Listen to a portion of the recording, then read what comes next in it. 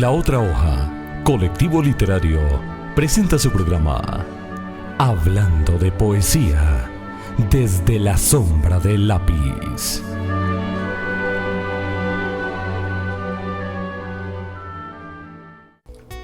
Buenos días, amables oyentes de expresionestereo.com, la radio que te acompaña. Un saludo muy especial a nuestro productor de sonido, Nelson Puentes. Una felicitación porque es nuestro futuro periodista, comunicador y periodista. Nuestro productor de sonido, Nelson Puentes. Buenos días, Nelson. Muy buenos días para ustedes y para todos nuestros oyentes que nos sintonizan nuevamente en este año 2016 en su programa La Otra Hoja. Muchas gracias por la invitación nuevamente, feliz de estar aquí con ustedes y si muy pronto tendré mi cartón de profesional. Muy bien, le auguramos desde aquí, desde nuestra mesa de trabajo, los mejores éxitos, que se ubique en los mejores lugares con ese profesionalismo que le ha caracterizado hasta el día de hoy. Muchas gracias. Y en la mesa de trabajo también está Carlos Camilo Torres. Muy buenos días, Carlos, buenos días, Nelson, y a la amable audiencia de Expresión Estéreo, la radio que te acompaña. Esta selecta audiencia que tenemos. Y quien les habla, Carlos Acosta. Y entramos a nuestro tema de hoy, Carlos Camilo, el tema de Alejandra Pizarnik. Hablando de Alejandra Pizarnik, su natalicio fue el 29 de abril de 1936. Su abolengo es ruso-judío, y esa es la identidad que defienden sus padres llegados a la Argentina tras haber permanecido algún tiempo en París, donde vive el hermano de su padre, Elías Pizarnik, y con una variante ortográfica, hecho atribuible generalmente a los funcionarios de registro. Generalmente en la inmigración ponían el nombre sin conocerlo, porque como eran nombres inmigrantes y nombres extranjeros, entonces muchos de ellos no tenían la ortografía en ese momento para los registros. Y la mayoría eran como ya de edad y no escuchaban bien. Pizarnik, sí, porque venía con Pizarnik con una H intermedia entre la Z. Su padre tenía 27 años y no hablaba una palabra de castellano. Asimismo, su esposa, un año menor, Reisla Bromikar, cuyo nombre pasó a ser el de Rosa. Con los Pizarnik, ya instalados en la capital de Argentina, el árbol genealógico acoge a dos niñas, Miriam y Flora, más tarde llamada Alejandra, que es el núcleo de nuestro trabajo. Inicialmente ella firmaba los trabajos como Flora Alejandra y después se quitó el Flora. El Flora. Y entonces el clan ocupa una espaciosa vivienda en Avellaneda, en Argentina, mantenida gracias al negocio de venta de joyería al que se dedicaba don Elías.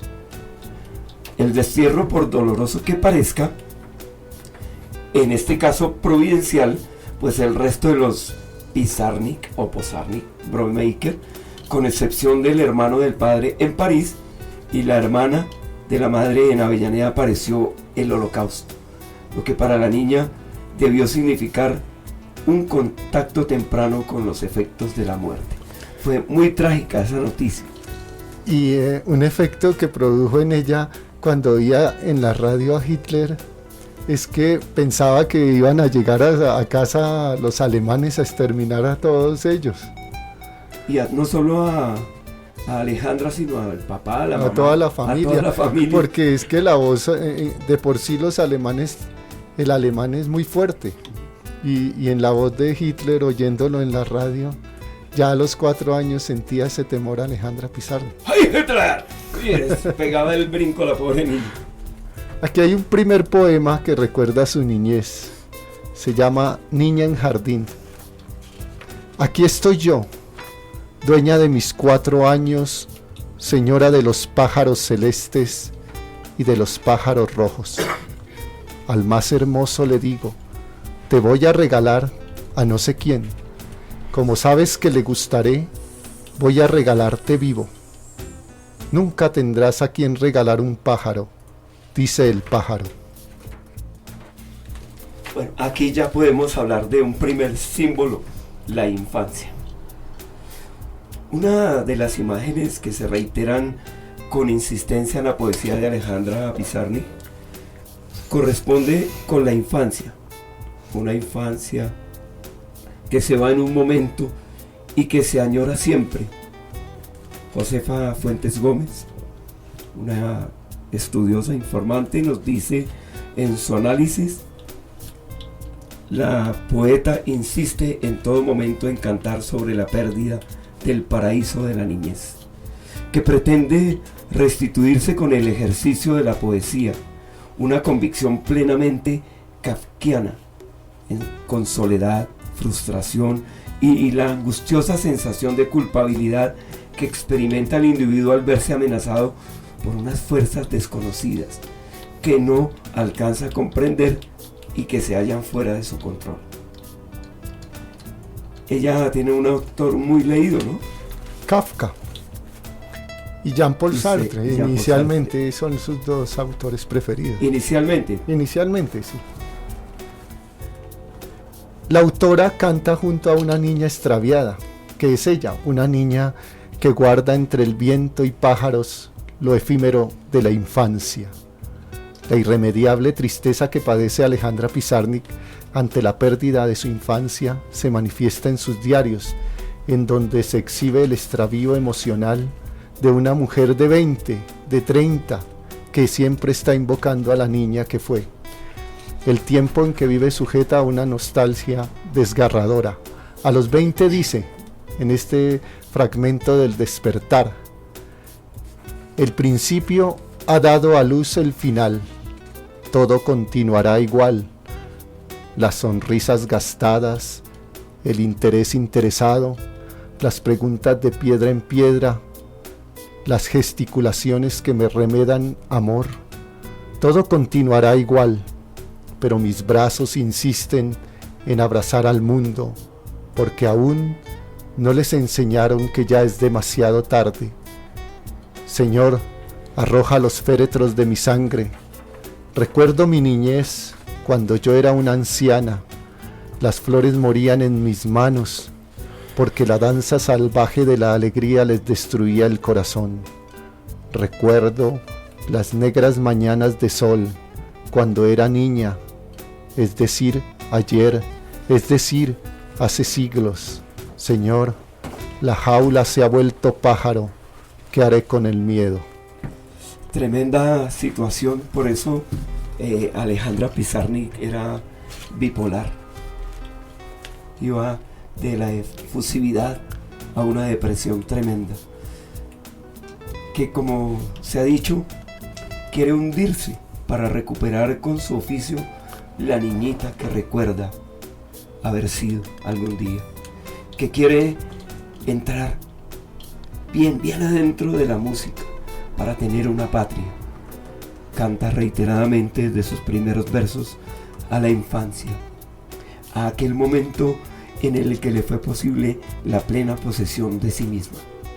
Y gracias a ello, en ocasiones le caen niñas de papel de muchos colores, mientras que la mayoría de los casos, en su búsqueda del jardín, el segundo emblema que trataremos, padezca de angustia, del exilio, el castigo del viento y el súbito desvanecerse de las niñas que fue, de sus imaginarios de niña.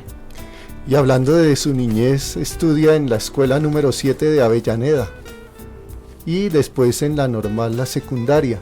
Algunos hablaban de cierta tartamudez, pero oyendo su voz es una característica de arrastrar las palabras en su acento. Se creía fea, pero en realidad no era así.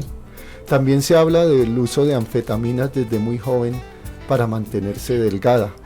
En 1954 concluye los estudios secundarios y comienza un periodo de titubeo académico que no sabe en qué decidirse. Su familia quería que fuera médica o abogada. Lo que sí se sabe es que por lo menos en ese momento no tiene aspiraciones de casarse y de formar familia. Gustaba mucho del actor Gregory Peck, famoso en aquella época, y de Gerard Philippe. Escribía a escondidas hasta que un día la sorprendieron en su familia y en su diario personal encontraron algo como esto: ¿por qué no me ubico en un lugarcito tranquilo y me caso y tengo hijos y voy al cine, a una confitería, al teatro? ¿Por qué no acepto esta realidad? ¿Por qué sufro y me martirizo con los espectros de fantasía? ¿Por qué insisto en el amado? Pérdida de identificación, estaba perdida, no se hallaba. Alguna mutación, un trauma terrible ocurrió en su infancia. A medio camino entre las aulas de filosofía de la Universidad de Buenos Aires, lo hablábamos hace un rato, Carlos, las de la Escuela de Periodismo, como esas aulas en las que ha estado Nelson Puentes, la joven procura descubrir una vocación literaria que le anima a seguir al catedrático de literatura moderna Juan Jacobo Bayarlía. Bayarlía le abre el espíritu del Dada, precursor del surrealismo.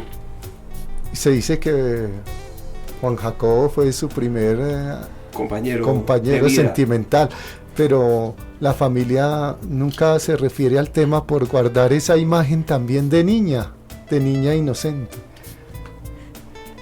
Vivió todo como muy rápido.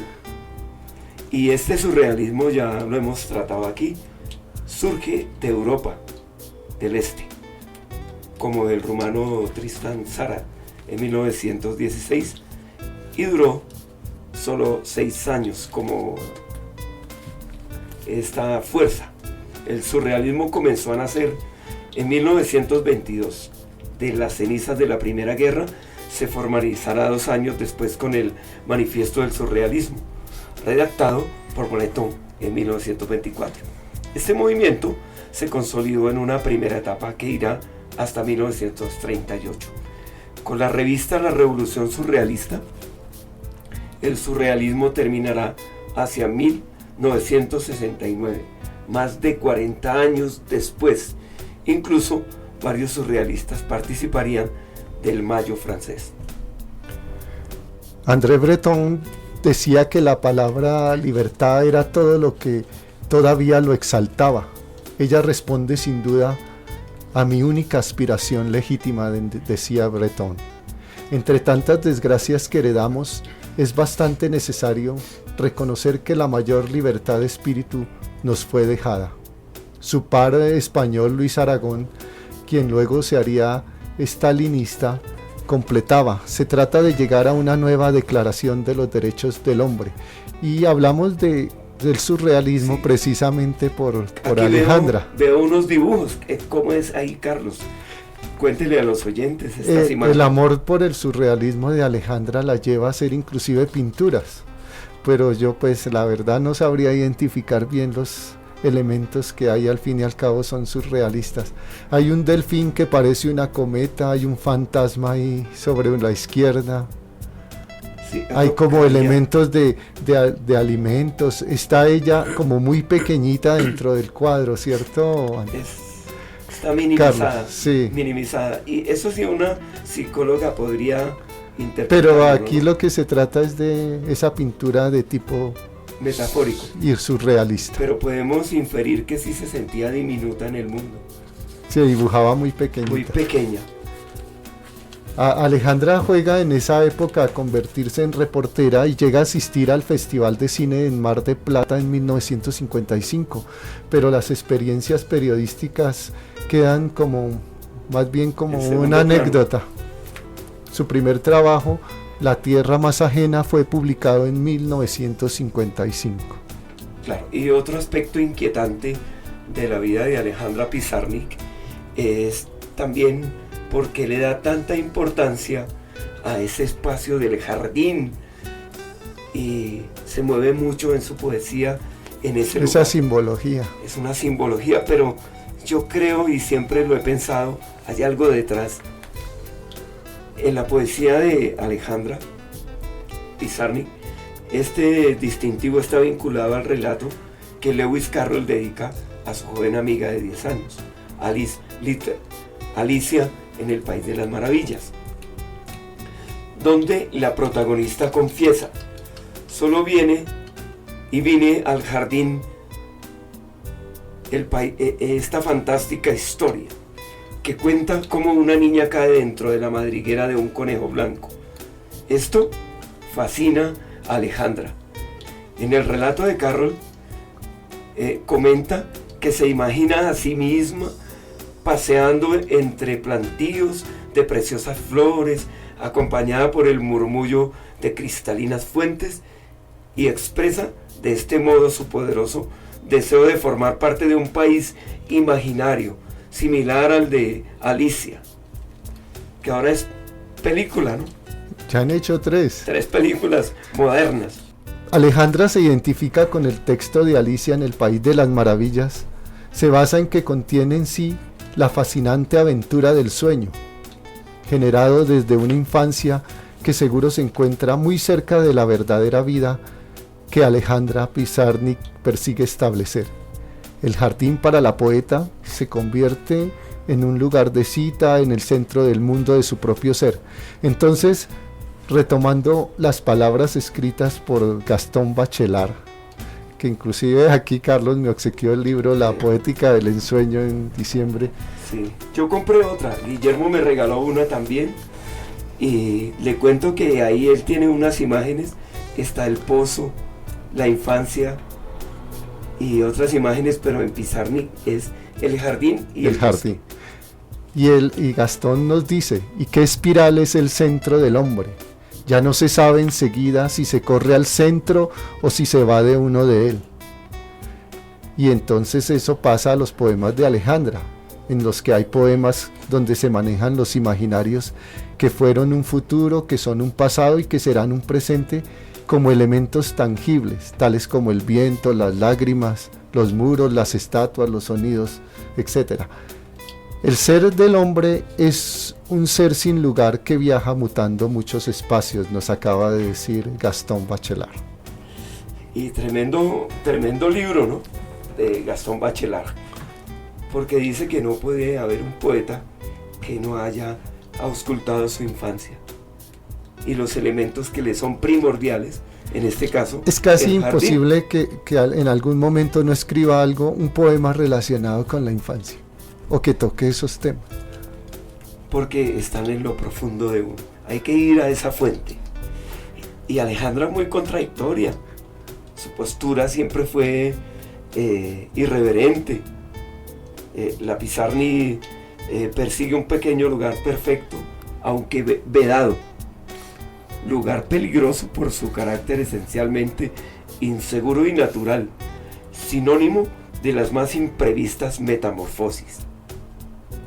Aquí hay un poema: jardín recorrido en lágrimas, habitantes que besé cuando mi muerte aún no había nacido, en el viento sagrado tejían mi destino. Y para completar esta parte del jardín, entonces este otro poema que se llama Extracción de la piedra de locura, poema 4. Detrás de un muro blanco, la variedad del arco iris. La muñeca en su jaula está haciendo el otoño, es el despertar de las ofrendas. Un jardín recién creado, un llanto detrás de la música, y que suene siempre. Así nadie asistirá al movimiento del nacimiento, a la mímica de las ofrendas, al discurso de aquella que soy anudada, a la silenciosa que también soy, y que de mí no quede más que la alegría de quien pidió entrar y le fue concedido. Es la música, es la muerte, lo que quise decir, en noches variadas como los colores del bosque.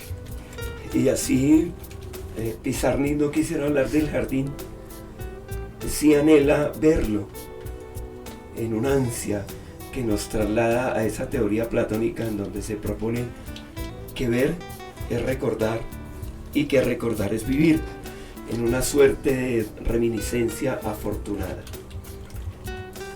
La persistencia de la memoria es una obra de 1931 del pintor surrealista Salvador Dalí. Es uno de los cuadros más famosos del siglo XX. Dalí describía su obra como fotografías de sueños pintadas a mano. Famosa pintura donde los relojes se derriten. Es en definitiva la muestra más elocuente del surrealismo, el universo onírico como parte fundamental del poema, o sea, la fuente de los sueños. La memoria así se agiganta, nos detiene en el pasado, disipándose el porvenir, hasta reducirse a un simulacro de lo vivido. Y hablando de ese cuadro de la persistencia de la memoria, es uno de los cuadros que tenemos para el performance del colegio de su hija. Allá está ya cuadradito para ese. Para trabajar una éfrasis, o sea, un poema sobre una pintura. Porque evoca muchas cosas en las personas. Estos relojes derretidos. Con Carol Peña tratamos este tema en nuestro último programa del año pasado. El bosque es el tercer elemento o símbolo en la poética de Alejandra. En sus diarios escribe la autora: el bosque estaba oscuro, por eso las hojas suspendidas de los árboles la amenazan con un color negro, no verde. Eso sucede mucho cuando está uno entre los árboles, ¿no, Carlos? Que piensa que son el monstruo, sino cuando está oscuro. En la infancia, sobre todo, que ve los árboles como un monstruo y no como y las sombras y su propio elemento misterio natural de árbol. Uno se inventa también cosas para sentir. Es mentira todo, dice Alejandra. Pensé, hasta lo que me decían el color de las hojas. Tenía tanto miedo que no sabía si avanzaba o retrocedía. Desde su primer libro hasta el último de los versos, Alejandra Pizarnik construye una trayectoria basada en la entrega al arte y al poder de la estética, esa llave imprescindible para una Alicia a quien le pasó la infancia. La poeta dice: la acción transcurre en el desierto y que sola atravesé mi infancia, como Caperucita en el bosque antes del encuentro feroz con el lobo. De esta experiencia se genera el miedo al contemplarse la autora como una pequeña estatua del terror que insiste en recomponerse, en salvar eso que llama torcido. Y aquí hay un poema a la espera de la oscuridad. Ese instante en que no se olvida, tan vacío, devuelto por las sombras, tan vacío, rechazado por los relojes. Ese pobre instante adoptado por mi ternura, desnudo de sangre, de alas, sin ojos, para recordar angustias de antaño, sin labios, para recoger el zumo de las violencias perdidas en el canto de los helados campanarios. Ampáralo, niña ciega del alma, ponle tus cabellos escarchados por el fuego, abrázalo, pequeña estatua de terror, señálale el mundo convulsionado a tus pies donde mueren las golondrinas, tiritantes de pavor frente al futuro. Dile que los suspiros del mar humedecen las únicas palabras por las que vale vivir. Pero ese instante sudoroso de nada, acurrucado en la cueva del destino, sin manos para decir nunca, sin manos para regalar mariposas a los niños muertos. Alejandra recuerda que hubo un vivir antiguo en un bosque de hojas verdes, pero ese espacio, ese jardín arcaico que ya fuera estudiado, ha llegado a ser como la pérdida de su yo, el espacio de la privación donde se siente el rugir del viento, donde la poeta vive a la intemperie, en una soledad plena, peregrina y rodeada de silencio. La existencia de la autora sujeta a la violencia del oscuro e inmenso, que es insondable fondo, se transforma en un vivir errante. Y en esta sordidez, claro, se extravía, se desorienta frente al silencio, como la pequeña choza que encuentran en el bosque los niños perdidos. Hansel y Gretel, ¿no? Finalmente, la vastedad se observa no solo en la magnitud del bosque, sino en la extrema pequeñez de esa muchacha que escribe contra el miedo, contra el viento, con garras que se aloja en su respiración, esa joven que vive temiendo encontrarse muerta al llegar cada mañana. Para terminar de comprender el significado de este elemento del bosque, como ya nos había dicho Josefa Fuentes, la que hizo el estudio sobre los elementos de la poética de Pizarnik, no solo hay que acudir a otras imágenes como el viento, el silencio o la peregrina, sino a la interpretación que Delfina Muchetti ofrece en su estudio Poesía y Paisaje, Exceso e Infinito, donde escribe que Alejandra Pizarnik delira en un vértigo de reapropiación de las antiguas voces del bosque. Esto es que la poeta, llevada al arrebato de su pasión, en un exceso de fuerza, la obliga a salir fuera de sí, viaja del mundo exterior hacia adentro, como un lugar que no existe. Parece que estaba frente al cuadro, ¿no?, de Chagall y de Schubert. Hace un éfrasis también, ¿no? Se pone frente al cuadro, se inspira y escribe El ojo de la alegría. Abrazadas en el bosque, y baila detrás de los tristes músicos que tañen violines rotos en torno a una mujer verde, abrazada a un unicornio y a una mujer en lo bajo y en lo triste. Hay casitas de madera húmedas, criaturas en erección, la taumaturga estación de los amores muertos, que nadie ve, hundiéndose como barcos. ¿Era esto pues el concepto del espacio? Y la mujer azul, en el ojo de la alegría, lo enfoca directamente. Siguiendo con los estandartes de la poética de Alejandra, entramos al cuarto, que sería viajera. Hay viajes que se hacen en la soledad del cuerpo. Como dicen los científicos por ahí, Carlos, solo se puede viajar en el tiempo hacia el futuro. Grave engaño, ¿no? Y ahí solamente con viajaríamos uno puede viajar hacia la muerte. Quiera. Pero lo que hablábamos alguna vez con su hermano, ¿no? Que si se podía curar lo del pasado con el futuro. En el presente se puede orar y se puede hacer sanación para curar las cosas del pasado. Pero es que Alejandra sí no pudo, parece. Y cuéntenos entonces, Carlos, algunos de los viajes de Alejandra Pizarnik por Francia. Bueno, en 1957 decidió viajar a Francia. Desde muy niña le comentaba a su hermana que ella quería ir a Francia, la capital del arte y de la literatura, por esos años. Ese era el lugar elegido por los escritores y artistas para enriquecer su creatividad. Era nada más y nada menos que la capital mundial de la cultura. Su hermana Miriam dice, le encantaba Francia. Sus escritores predilectos eran la mayoría de los simbolistas franceses, por su espíritu surrealista y romántico, en especial Arthur Rimbaud y Stéphane Mallarmé. Su paso por Europa fue mucho más que un viaje de placer. Allí, en ese lejano y antiguo mundo, maduró tanto personalmente como líricamente. En París desarrolló una actividad múltiple. Era redactora de la revista Cuadernos del Congreso por la Libertad de la Cultura y perteneció al comité de colaboradores extranjeros de Lettres Nouvelles. En este periodo logró codearse con los escritores más relevantes de la época.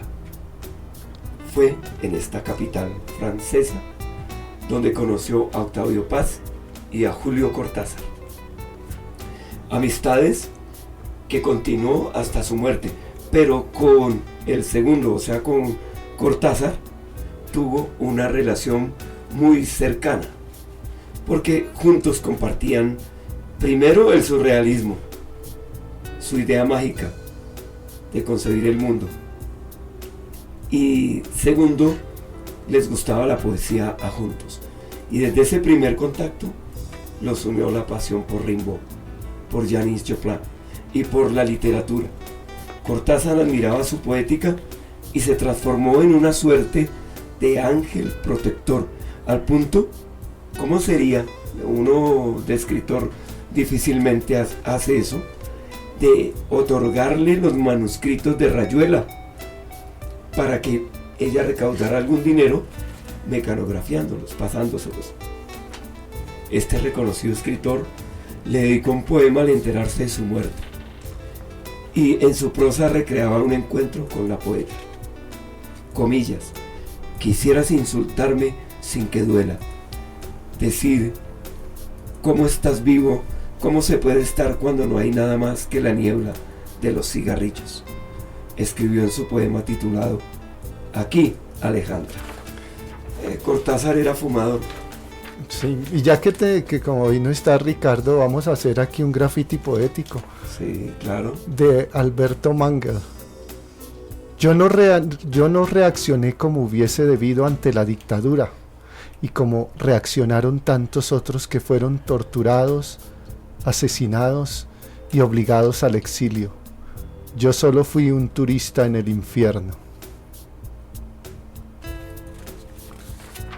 ¿Tiene algún otro por ahí, Carlos? Yo quiero huir, perderme lejos, allá en esas regiones en que unas anchas hojas tiemblan sobre el estanque de los sueños que inundan. Alejandra Pizarnik, desde su primer libro, La tierra más ajena, que ya habíamos mencionado, publicado en 1955, se observa la marca del extranjero, porque no hay nadie más extranjero que el poeta. Él o ella se exilian en las palabras, pero como diría Ricardo, las palabras salen de la casa.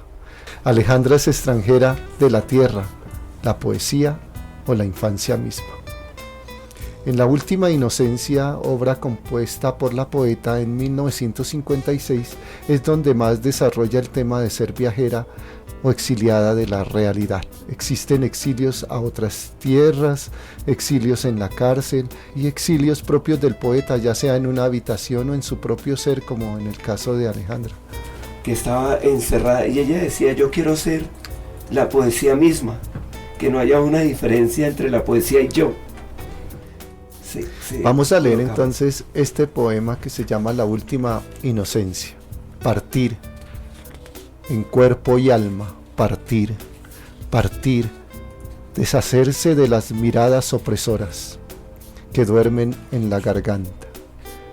He de partir, no más inercia bajo el sol, no más sangre anonadada, no más fila para morir. He de partir, pero arremete viajera. Aunque ese viaje ya era otro tipo de viaje, era un viaje hacia la muerte. Ya iba pensando, ¿no? Pensando y arreglando el terreno para lograr lo que había fraguado mucho tiempo. Estos versos son ya muy sombríos. Experimenta ya la angustia de la partida, se le agudiza mucho la oscuridad de la noche, ya como poeta errante que marcha por sus propias sendas, que inventa sus propios caminos poéticos. Al salirse de las normas del momento, escribe: Al alba venid, dedicado a Silvina Ocampo, esposa de Bioy Casares. A la noche no la toquéis, al viento no lo escuchéis, al viento.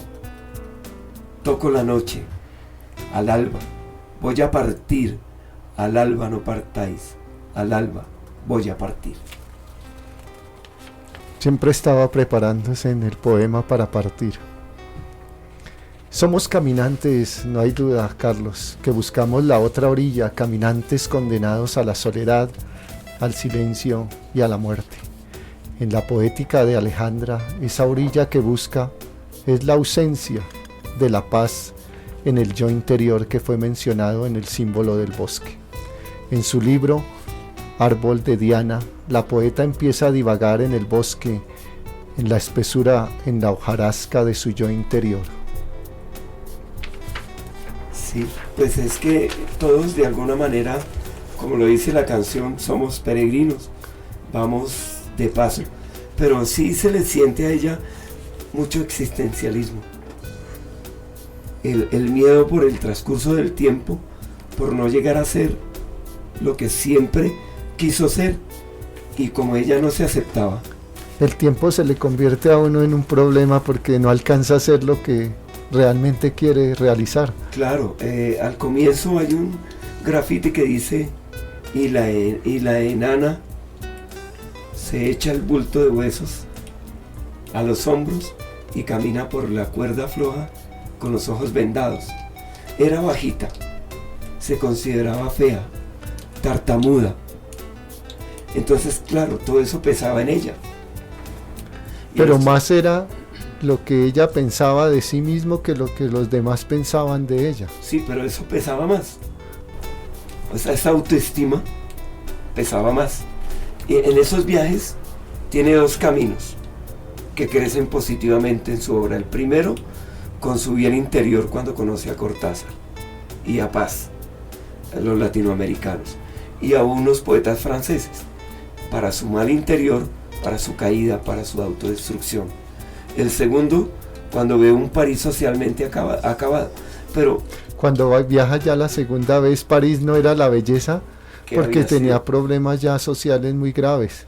Sí. Entonces ya los poetas ya no tenían esos encuentros y ya no había esa felicidad que había en el primer encuentro. Claro. Y los latinoamericanos, de alguna manera, somos alegres, ¿no? Entonces, Paz y Cortázar le llenaban esa parte, pero los poetas europeos, que son fríos, tristes, sombríos, sórdidos, le siembran más ese deseo de la muerte. Según entiendo, con Simone de Beauvoir tuvo un encuentro como pésimo, a pesar de que con otras poetas, que no recuerdo el nombre, tuvo un buen encuentro y fue aceptada más, pero en cierta forma también había rechazos, no siempre fue bien aceptada. Y es que uno en Europa se muere de tristeza si está mucho tiempo, porque nosotros estamos acostumbrados a ver gente en la calle, a salir, a hablar, no, allá es una frialdad.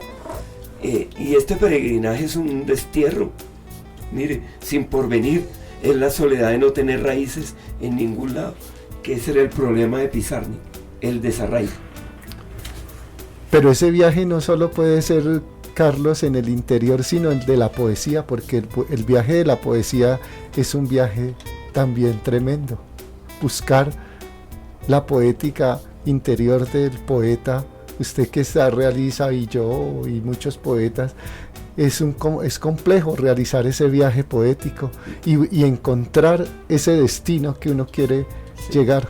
Y sumado a eso, el viaje de las anfetaminas, ¿no? Sí. Se pegan sus viajecitos vamos también. Aquí voy a leer un fragmento de Octavio Paz, que revela al poeta como un ser solitario de su propio mundo. El acto de escribir entraña un desprenderse del mundo, algo así como arrojarse al vacío.